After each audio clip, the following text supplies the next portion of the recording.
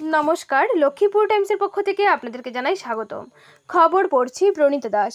প্রত্যেক বছরের ন্যায় এবারও লক্ষ্মীপুর সৎসঙ্গ কেন্দ্রে আগামী 14 এবং 15 সেপ্টেম্বর দুদিনব্যাপী বিভিন্ন অনুষ্ঠানের মাধ্যমে পরম প্রেমময় শ্রী শ্রী ঠাকুর অনুকূল চন্দ্রের শুভ 137তম জন্ম মহোৎসব পালন করা হবে।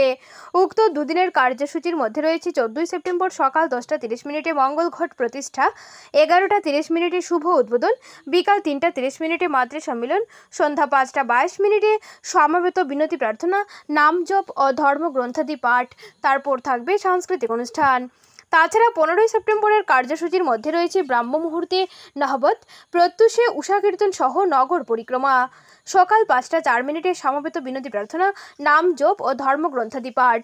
সকাল 7:05 শঙ্খধ্বনি, উলুধ্বনি ও বাদ্যযন্ত্র সহযোগে শ্রী শ্রী ঠাকুরের জন্ম সময় ঘোষণা। তৎপর সমাবেত বিনতি প্রার্থনা, নাম জপ, ধর্মগ্রন্থাদি পাঠ ও অর্ঘ্যাঞ্জলি সহ প্রণাম।